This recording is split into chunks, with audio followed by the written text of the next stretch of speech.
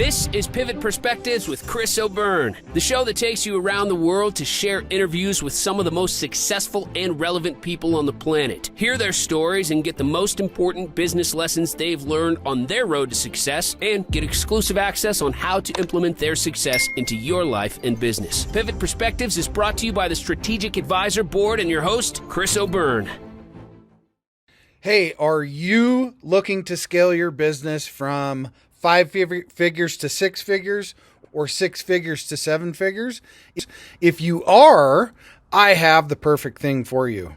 What I want you to do today is I want you to go download a book. This book is going to take you through my 3-pillar system.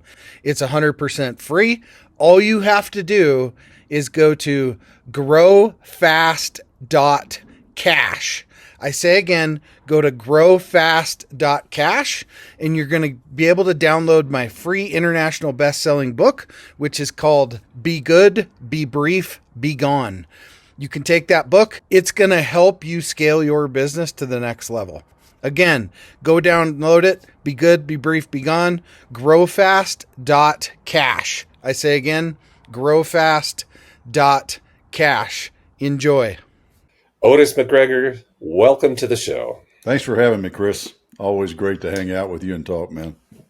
I love it. Every time I learn something, and it's just, it's always a good time. And today we get to talk about leading and leading yourself in particular. So my first question for you is, what was your first experience leading others? To the best of my memory, it was patrol leader in Boy Scouts. And I did the whole thing from Cub Scouts all the way through Eagle Scout. And I was patrol leader, and then I think senior patrol leader. Basically, I was in charge of the whole troop of Scouts. That was my first step into leading, believe it or not. So 14, 15 years old. I was going to ask how old you were. Yeah, in charge of a whole bunch of other snotty-nosed 12 to 15-year-old boys who our sole goal was to create mischief in various forms and fashion. Yeah, it sounds typical of that age. Mm-hmm. So going through that experience, what was it that you learned about leading? Yelling doesn't work. And you have to have a consensus. So one of the things, and the toughest job that any leader can ever have, is to be a leader without authority and leading your peers. And I've done that a handful of times over the years. Between Boy Scouts, I mean, what am I going to do with the Boy Scouts? Go tell the Scoutmaster, and the Scoutmaster yell at them, make them sit in the corner or whatever, or make them have to do extra cleanup after the meeting. That stuff doesn't work. Threats don't work. And the other place that I did it, I was at a military school, and I was in charge of my peers in a military school, and we're all the same rank, and there was 150 of us, and I was in charge. And really, what it meant was the instructors had one guy to go to who they could blame when a bunch of people didn't show up. Because my buddies would call me up and say, "Hey, Otis, I'm not going to class today. Can you cover for me?" And the list of like 20 people, 30 people. And by the way, this is pre-cell phone, so they're calling me at my house before I leave in the morning to tell me this. So it's not like I'm outside the classroom getting phone calls or an email or any of that stuff. This is all, early 90s going through this stuff. And it is very difficult to lead your peers when you have no authority over them. And what it comes down to is leading by example, setting the example, the standards you want them to follow and how you want them to operate. And also just putting in the work and the effort and having that relationship, showing that you trust and believe in them. And eventually the good ones will trust and believe in you. You know, the other thing, when I was a rugby coach, and I would select my captain for the year to be in charge of the team, I would talk to him. I would sit him down and we'd have coffee and we'd talk through the leadership things. And I would tell him straight up, just like I told you, this is going to be the hardest leadership job you'll ever have, because these are your buddies, these are your friends, the dudes that you go see movies with, y'all go double dating, you know, you're at homecoming dance, you do all those things together, but you are in charge of them. And you don't have any authority over them, but you have to have authority over them without it being given. And I think what it is, as I'm talking this through to explain it more, you have to earn the authority, because you know, in the military you wear your rank on your chest or your collar or your shoulder, depending on the uniform, and you get an initial respect of the rank, because that's the military, right? Everybody has to respect the rank. And then, depending on how you perform and act, the people that are under you, your subordinates that are assigned to you, may or may not respect the man that's wearing the rank, but they have to respect the rank by law. You get out of the uniform, the rest of the world, that law doesn't exist. There is no uniform code of military justice that will throw you in jail for disobeying a lawful order. Because I can tell you to, you know, use the other finger and the word that begins with an F, off, right? I can tell you that very simply and very easily. And yeah, oh, what are you going to do? Fire me? Okay, fire me. Who cares, right? So in this whole thing, coming back around to it, you have to establish your authority, but you have to earn it, particularly with your peers, because your peers are going to be those guys. Hey, Otis, putting their arm around you. Man, hey, could you hook me up with, you know, getting me in here or taking care of this or cover me for the class today or whatever. And it's like, friend or subordinate, and how do you weigh that? Those were always an interesting thing, and part of the reason I use the rugby captain as an example is because my son Camden, when he was playing for me, he was the captain, and his senior year he was, and one of the things that I told him was that you are not going to be the captain because you're the coach's son. Everybody's going to know that I am harder on you than everybody else and expect more out of you as a leader and a player, but as more importantly, as a leader than I do anybody else I would have ever picked. And openly demonstrated that as the head coach in front of players and parents, so they knew he wasn't the captain just because he was my son. He was the captain because he earned it. And I made him earn it every day in that hard duty he had to pay. And he had to do some hard stuff with his buddies who, you know, those meetings that they would have at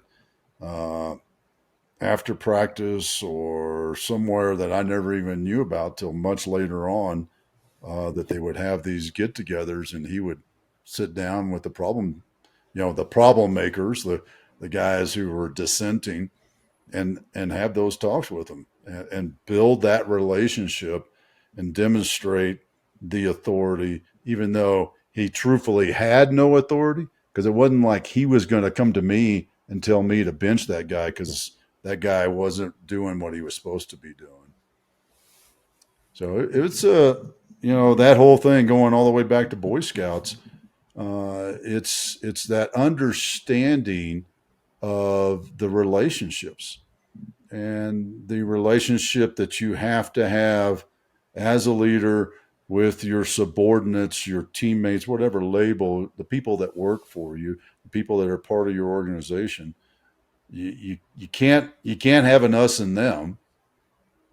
You as the leader are still part of the team, and you have to recognize that and demonstrate that to the team, and you have to demonstrate what needs to get done and lead that. And I think that was the initial lesson that I learned as a Boy Scout, as a patrol leader and senior patrol leader. I think those were the titles. So, what were some of the mistakes you made? Because I would imagine there were plenty of mistakes along the way.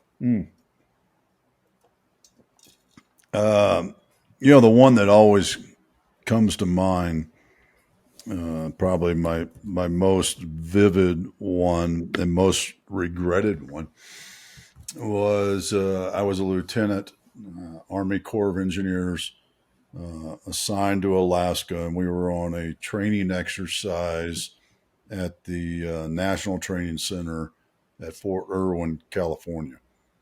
And it's a 10-day exercise where simulates, at least then it did. I'm sure they changed it up now, but it simulated this uh, big army movements, big army attacks, like attacking the Soviets coming over into Germany, and we're attacking back into that. It was that kind of warfare. So tanks and artillery pieces and jets and things like that.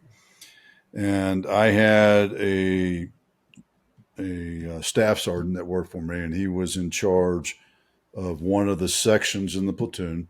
And my platoon had two sections. My platoon had 35 guys, so I was 35, and then I had my platoon sergeant, who was my number two, and then we had two section sergeants. So platoon sergeant, sergeant first class, section sergeant, staff sergeant. So one level down. And this guy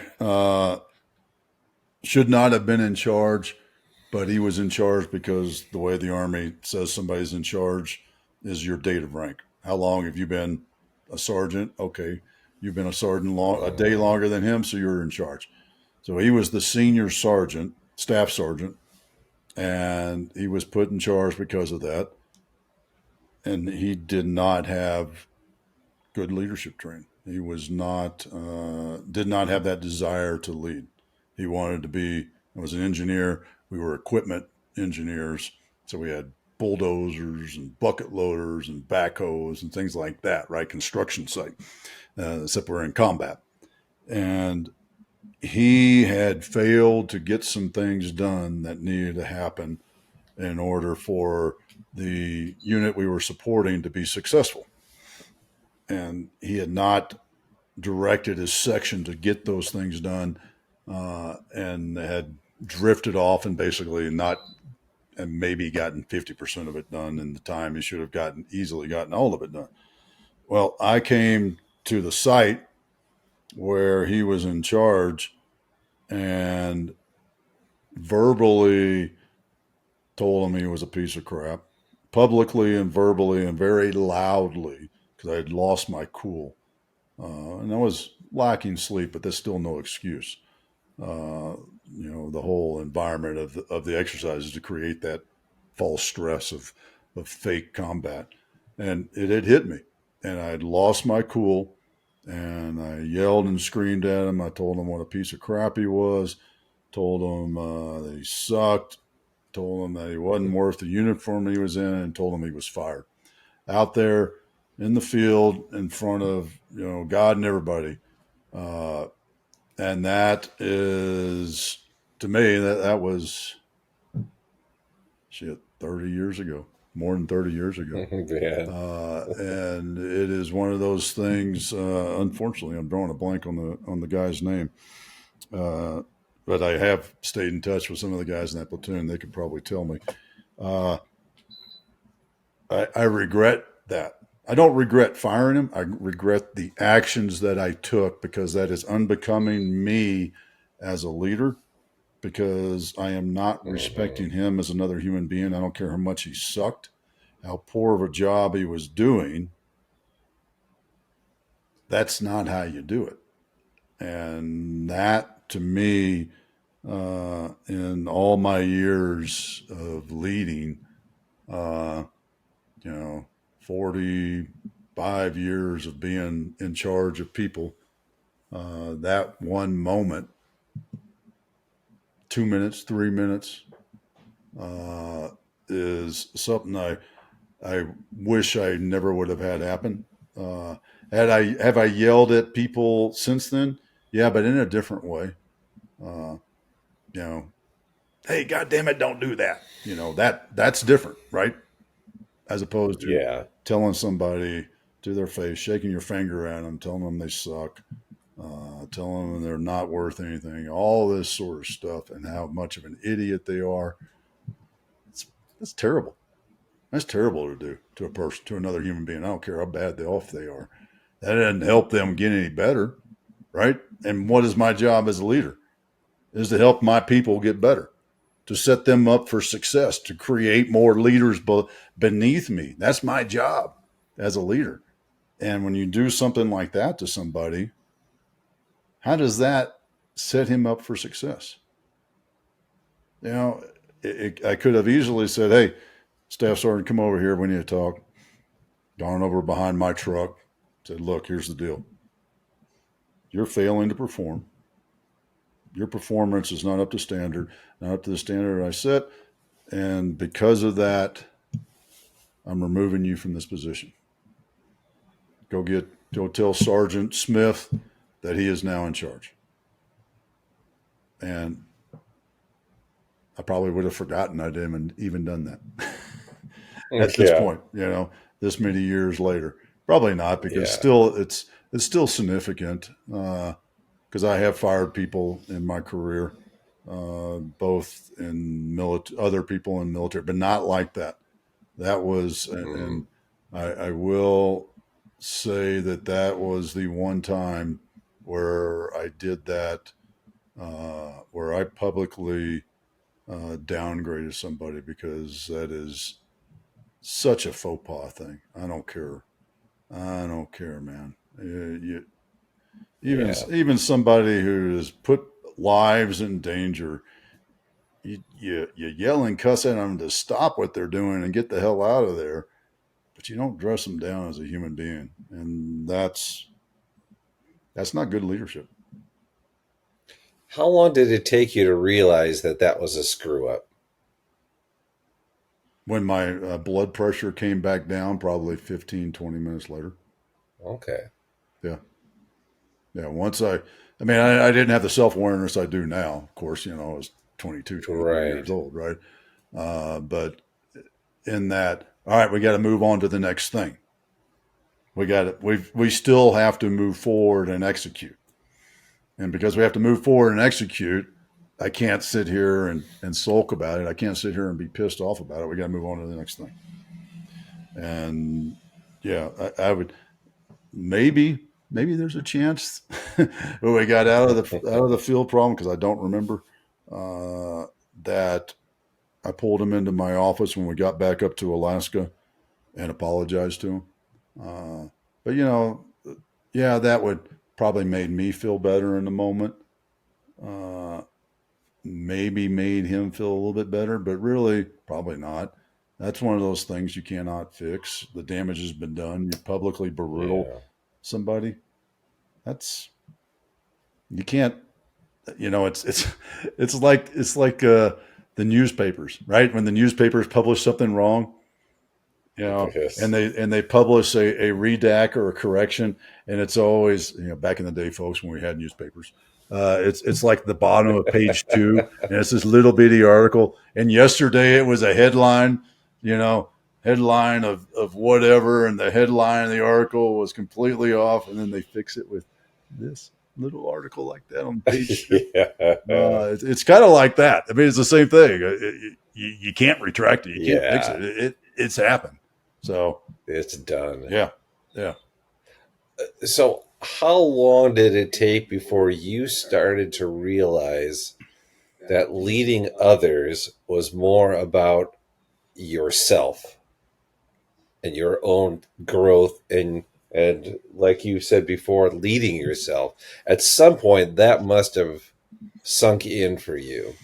I'll rephrase that a little bit, because leading others wasn't about myself. It was about learning to lead myself first. And the better I lead myself,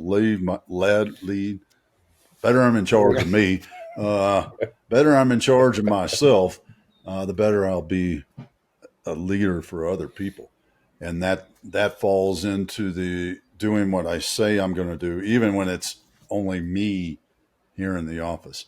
When I say I'm going to commit to something, I do that. When I say I'm not going to do something, I do that. When I say I'm going to do this, provide that, help that, I do that. That's part of leading myself. And when I lead myself better, I can lead others better. And that's the fundamental difference. And it's a huge step for everybody. And when did I realize that?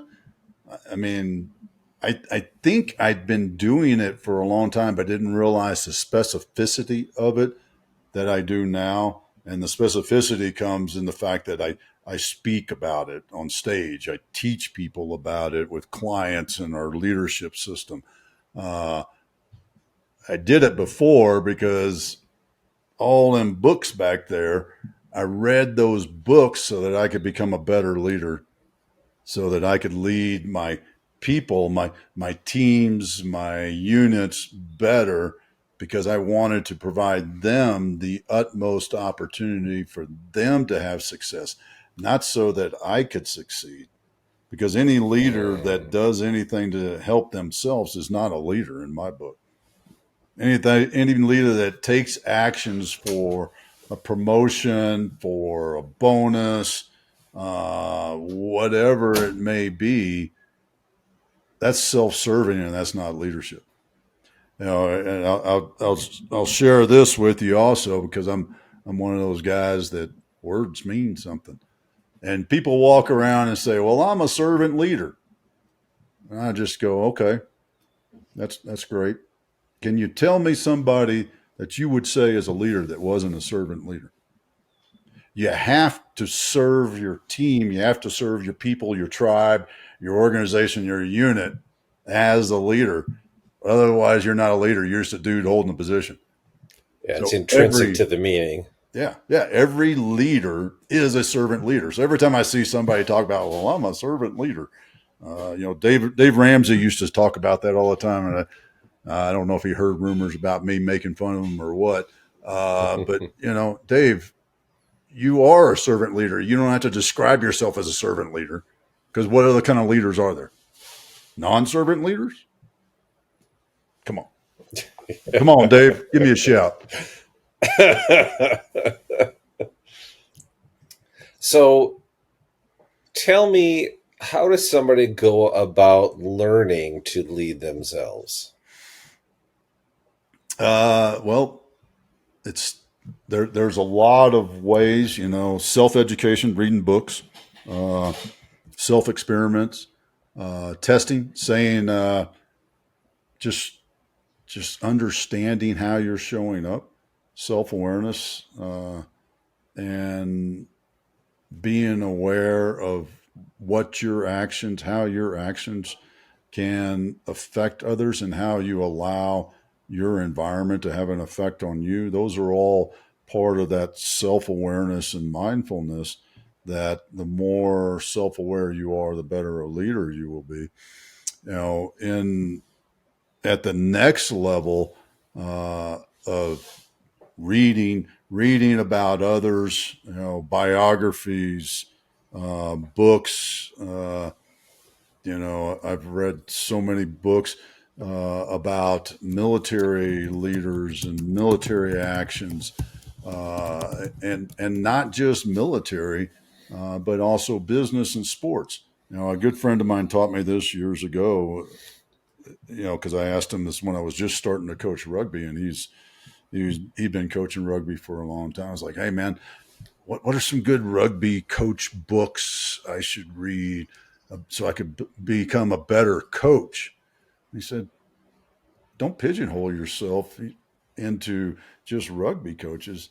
He said, read John Wooden's book, read Phil Jackson's book, read one of my old bosses, Stan McChrystal's book, Bill McRaven's book. You read these books and broaden yourself.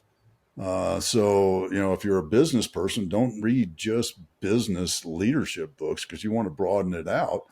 And if you're a military person, the same thing. Don't read just military leadership studies. That's probably one of the things that I didn't do a very good job on.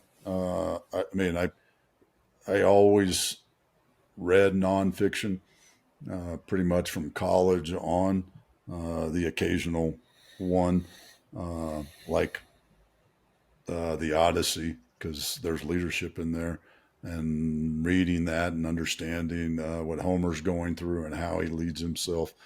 Matter of fact, I think it's Epictetus, one of the Stoics, even talks about help me be a leader like Homer. When I've been shipwrecked and I go forward, I've had my family thrown out and I go forward. I've been exiled and I go forward with that vision for what I want to achieve. You got Epictetus saying, "I want to be like you." That's probably a good indicator. It's a story of leadership that you want to read about. So those are two, and then I'll plug our leadership development system, which is designed for individuals and businesses. We run it in a cohort way, which helps develop leaders from the start, because we believe leadership is a skill. People are not born leaders. People are born with a personality and develop a personality as they grow up that might make them seem like a good leader, but they don't know how to lead until somebody teaches them how to lead. Yeah. Leadership is a skill that requires continuous effort and improvement because all skills dwindle. I can go out and I can shoot, but do I shoot as good right now today as I would if I'd spent the last, 6 days shooting, 100 rounds a day? Be night and day. I mean, that's a skill. Leadership's just like that. If you're not doing something to improve it. So, in our leadership development system, what we do is we take the individuals that are going through our basic leadership program, which is the Green Beret leadership program. And we start them off with an understanding of mindfulness and self-awareness, back to the leading yourself, because we have to learn how to lead ourselves first. So we always start there and we move into leadership traits and what are traits of a great leader. Then we talk about building your team and the 5 steps to building a team with an attitude and a culture of innovation and success. Then we go into problem solving.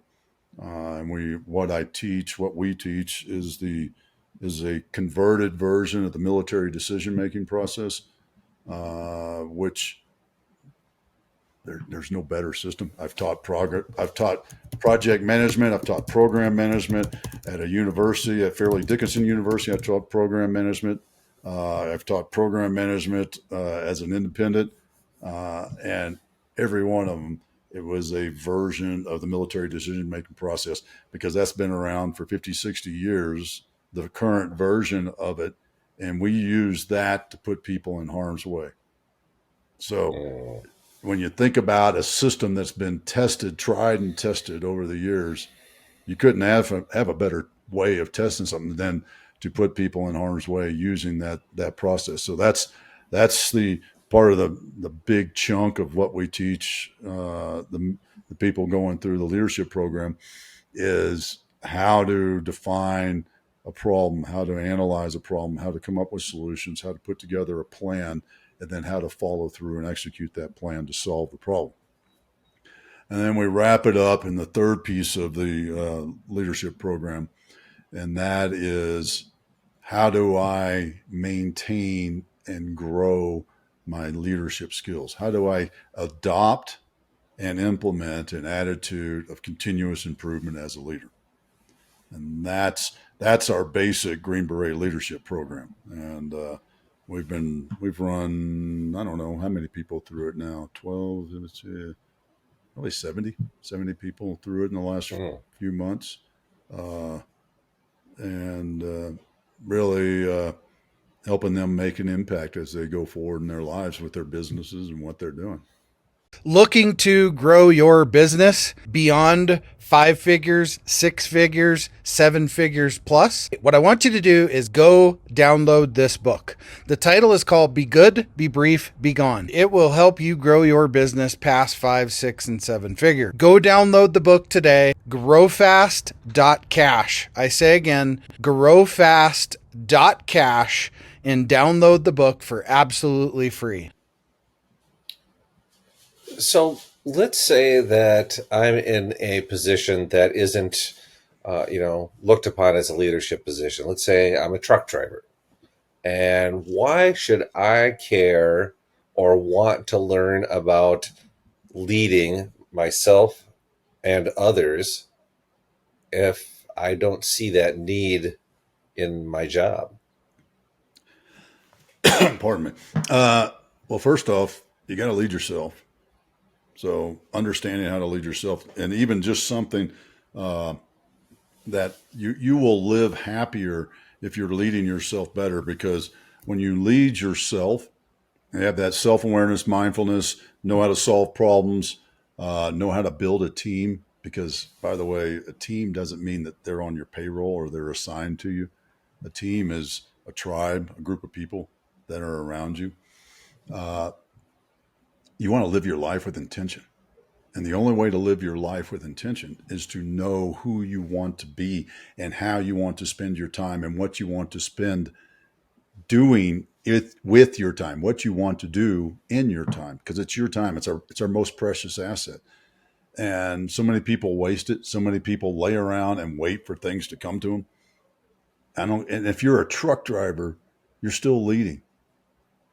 You're out there on the highway and you're leading in traffic. You're setting the example on how to drive in traffic.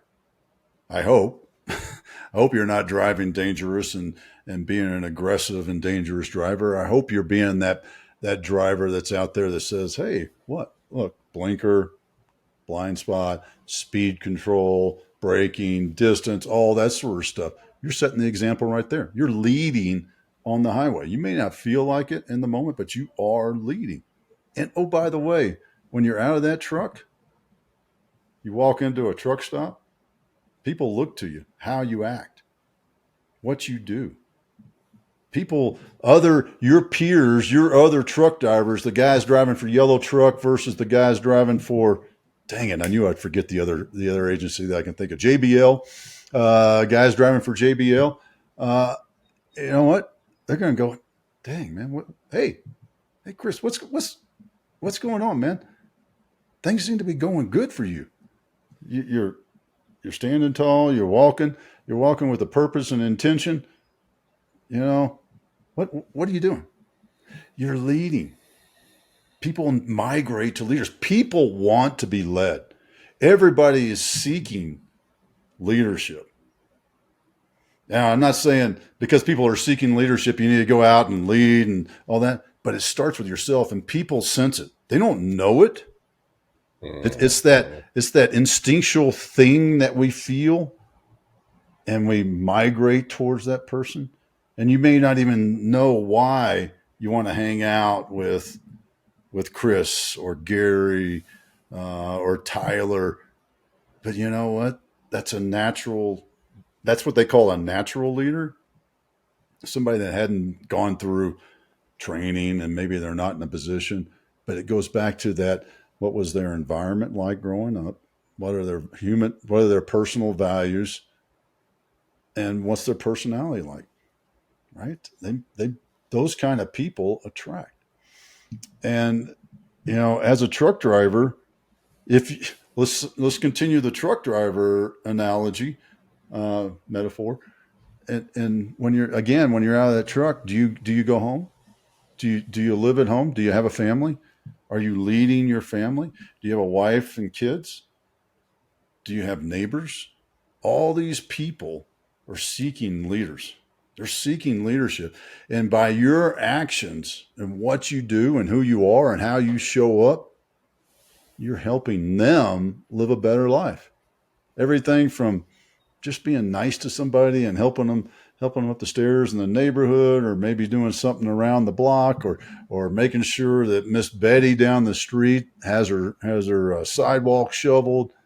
Whatever it is, man. I mean, you're leading. You don't have to be the manager of this or the vice president or the CEO. Everybody has the opportunity to lead in different situations. And I'll tell you one other thing that I've learned over the years, and my old boss, General McChrystal, talks about this in Team of Teams, is that great leaders make great followers. Man, when I was in Special Forces and I was in charge of my operational detachment Alpha, my second one, 064, I had a team of leaders. And these guys solved problems on their own.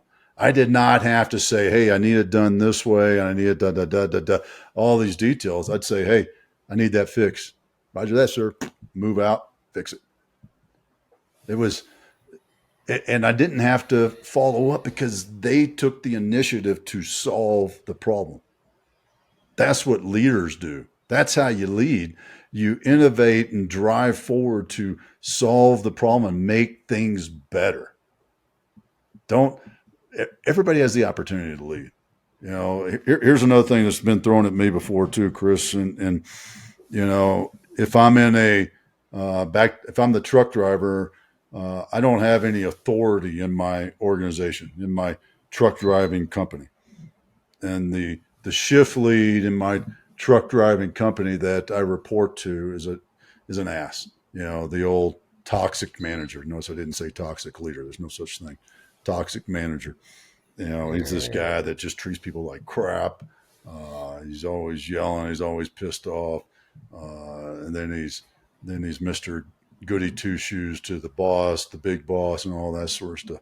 And then people come to me and go, Otis, how do I fix that? Well, I mean, you lead. That's what you do. You lead. And you can lead in that organization and be the example to lead the change of culture in that organization, or you can lead yourself right out of that organization to an organization that has better culture and is better for you. That's what you do. You still lead. You don't have to be the guy whose name placard says manager or boss. What's the difference between a manager and a leader? Oh, a good leader is a good manager. It's not one and the same. The reason I'm using manager is because manager is a title. Leadership is something you earn. Just like when I was talking about earlier with the rank in the military, right? The rank is my title, is the position I hold, and my subordinates have to respect that position. Same thing in civilian, back in our truck driving company, right? The shift manager has the authority and the position. I have to, if I want to keep my job, I have to respect that position. I don't have to respect the man who sits in the position. If the man is a piece of crap, I don't have to respect him. I can lead differently than he does. I can use him as an example of how I do not want to be. I can still learn from that person. I do not want to be like that. So to say manager and leader are two different things, a great leader is also a good manager. Now, there are people that are leaders that are better at the detailed managing than they are the envisioning. But if they're a true leader, they're still leading, right? So I find this one of those, it's another one of those play on words things in my book, like servant leader. Leading, being a leader in a leadership role, your title may be manager. Being a person that's a manager that's not leading exists all over. I mean, we've all seen those people. They, in the improper use of the term, they're called leaders. That's where the term toxic leadership comes from. But they're not leaders. They're a toxic person in a managerial position. So, if you get into, well, what's the difference between managing and leading, that in that definition, managing is detailed oriented. You can be more risk averse in that, that's another label that's put towards it. And leaders are visionary, more risk acceptant. But see, I think that is wrong, 100% wrong, because I can tell you who I am. I'm a leader. I've been leading people a long time, and I know how to manage. And I know how to manage risk. And I'm not open to just willy-nilly taking risk. I've paid the price too many times doing that, whether it was jumping off a roof as a kid or some operation or some other thing that we did that just didn't work out. Probably shouldn't have accepted that risk. Yeah. But that didn't make me less of a leader. Just like for me to say now and go, man, do we really want to invest the money into that thing? That's risk aversion, right? I'm afraid of what I'm going to do with it. That doesn't make me a less leader because I've got a vision and I understand where I'm going and I'm able to manage risk because leaders can do that. So that there's no two separate buckets. I'm thinking of this Venn diagram I used to use in a presentation that somebody gave me, this Venn diagram between managers and leaders one time. And the more I think about that, the more I dislike that whole thing. I really don't like it because manager is just a position title. Leader is a person. And a great leader, I mean, you can't tell me that two of the best leaders I ever worked for, Stan McChrystal and Bill McRaven, were not great managers. Those guys could manage their organizations. When Stan McChrystal was the Ranger Regimental Commander, when he was the JSOC commander, he wasn't on this all willy-nilly sort of, hey guys, just throw Delta Force over there and SEAL Team 6 over there, and we'll just take them all out. No. He had a great vision, and he managed, because I worked directly for both of them in many situations, and they managed it, and they are great leaders. And they were great managers, too, because they would sit down and walk us through, all right, here's how we're going to do this, and here's the details of this. So I didn't really answer your question, but that's... Oh, no, you did. You did. All right. So there's one more area I want to explore, and that's if I have a young child, which I do, what is how do I help them become a leader, or how do I help them learn how to lead themselves? Let them solve problems themselves. Let them try and fail and help them learn that, okay, you screwed that up, or maybe that didn't work that way.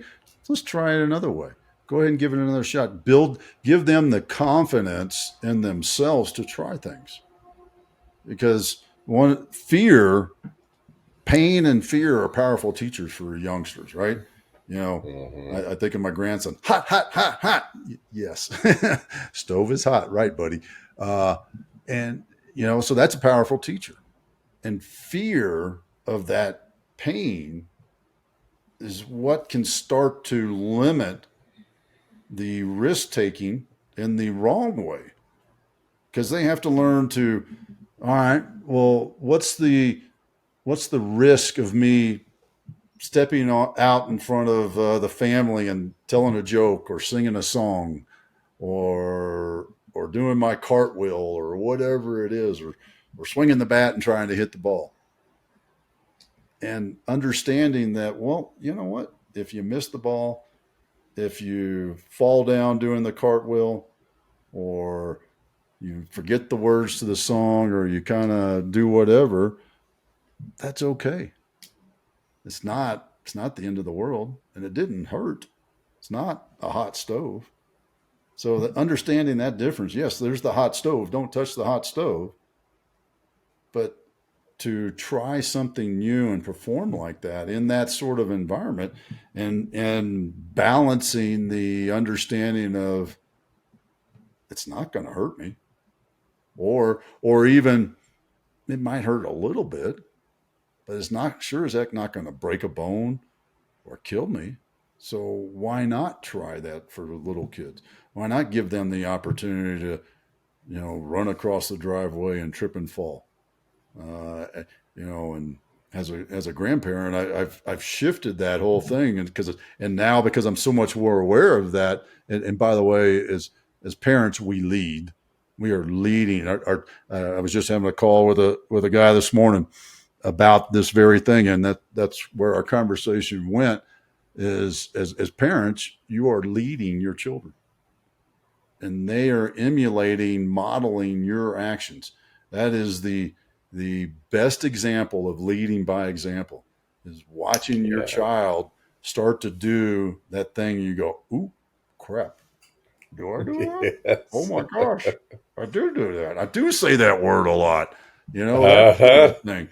And you see them do that, and you're like, ooh, I better change. If I don't like hearing them do that or see them do that, then where are they learning it from? Bing, right?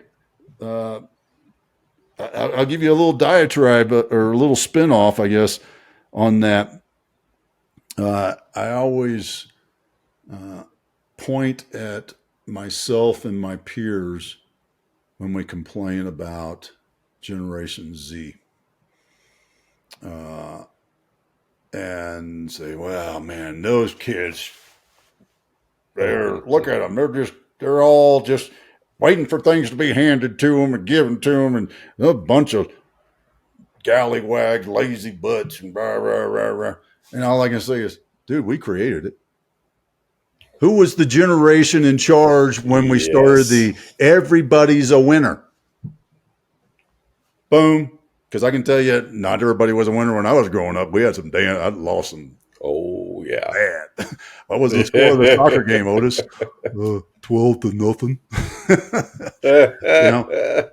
We're the ones that allowed that to happen, that everybody's a winner. This whole generation of damn, I'm drawing a blank on the word, of wanting, believing we deserve it.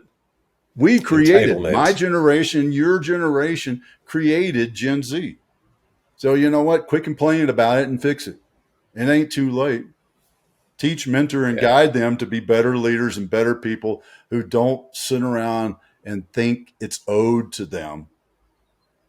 Teach them that life has to be earned and life has to be lived intentionally. You don't just graduate college and think you're going to get the great job. You don't just come up with some app idea and think it's going to be a unicorn and you'll retire as a billionaire by 28 or anything like that. Don't want to happen, man. And oh, by the way, even the influencers, the little Hawk Tua girl, she's had her 15 minutes of fame. Good luck to her. I hope she figures out how to truthfully capitalize on it. Because I saw one interview with her, and she's cute and she's super funny. But if she doesn't figure out how to bounce that off, we'll be looking her up in 10 years going, I wonder whatever happened to the Hawk Tua girl. Right? Yes. So, yeah. Great. Thank you on that one. Yeah. Yeah, of course. So as we wrap this up, what are some parting words of wisdom regarding leadership that you can leave us with? In order to lead your team, you have to lead yourself. And in order to lead yourself, you have to live with intention. You have to have a vision for who, what, and where you want to be with your life, and a plan and a process to achieve that. If you don't know what right looks like, you can never have right. And part of knowing what right looks like is having that vision for success, that vision for who, what, where you want to be in your future. And when you can lead yourself and you live intentionally, people will follow you. You will create success around you. And people with the same attitude will migrate to you, because everybody wants to be led and everybody wants to be around success. Success breeds success, 100%.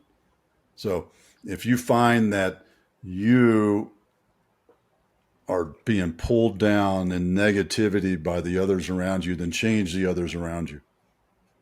You can't change your family. Your family's your family. But you know what? You don't have to spend 24 hours a day, 7 days a week. You don't have to ask them about your business. You don't have to ask them about your career or your school or anything like that. You can find people that will help and lift you up and still have your family that you go see at Thanksgiving and Christmas and those sort of things. That's okay.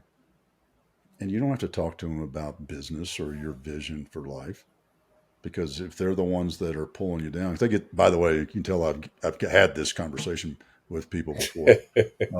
If they're the ones that are telling you it's stupid and you shouldn't do that, and they're all the negative, then stop talking to them about it. You don't have to disown them or never see them again or anything like that. Find people that do want to do that. Build that tribe around you that has that same attitude, similar values, and a drive to success, that they want to lead themselves and they want to lead and they see themselves being successful and growing in the future. That's what you have to do. Lead yourself to lead others and live your life with intention. And a tribe will follow you. You will develop a tribe without even working. Yeah, just naturally. So where can people go to learn more about Tribe and Purpose and how you can help them become better leaders? Sure thing. If you want to learn more about Tribe and Purpose, our website is tribe-purpose.com. If you want to learn about how we help people, our website, our landing page is 10xyourteam.net. And at 10xyourteam.net, you're going to see our 3 services. Fingers weren't working there. Our 3 services that we provide to fulfill our purpose, which I didn't share with you. Our purpose at Tribe and Purpose is to create a legacy of leaders, because we believe great leaders create great organizations. And we have great organizations in our communities. We have better communities. We have better communities. We'll have a better world. So that is what we do at Tribe and Purpose. And we do that through these 3 services. We have our what we call the show, the do it yourself. So you watch our podcast, you watch our master classes that we do every month, and we share some of our classes from the leadership development system on there for free. So if you want to figure it out yourself, tons of information there at 10X Your Team on YouTube. And then, so that's our show and our done do it yourself. Boy, tongue's getting tired later in the day. And then our done with you, which we call the system, is our leadership development system. And I talked about the Green Beret leadership program. We also have the premium leadership program, which is for more executives, kind of the vice presidents and up. And we also do one-on-one executive coaching under our done with you, our leadership development system. And finally, our 3rd service is the service, is what we call it, interestingly enough. And that is the fractional COOs that we provide to small businesses to enable that CEO founder to get his head out of the day-to-day operations and look up and out for that business like a CEO should, so that you can grow that business and have more success, not just for yourself, but your entire team. Because when your business grows and your business is successful, everybody that's part of that business grows and is successful and has more opportunity for their lives. So that's at 10xyourteam.net. Great. Thank you so much for that. I'll make sure that both of those links are in the show notes. And thank you for coming on today. This was a very valuable conversation. Well, thank you for the opportunity, Chris. I really appreciate it. Absolutely. Thank you again. Hey, we all want to scale our business. Hey, I have the answer for you today to help you do that. If you're looking to scale from 5, 6, even 7 figures and beyond, book called Be Good, Be Brief, Be Gone. I'm going to give it to you for free. All you have to do is type in growfast.cash. I say again, growfast.cash, and you can download the book for absolutely free. I hope the book helps you this year. Take your business to the next level. Again, go grab the book, growfast.cash. I say again, growfast.cash. I wish you the best and grow, scale, and win. Thanks for listening to Pivot Perspectives with your host, Chris O'Byrne. Please leave your feedback and visit strategicadvisorboard.com to get the latest and greatest business advice on the planet. Follow us on social media for updates, and we will see you on the next episode.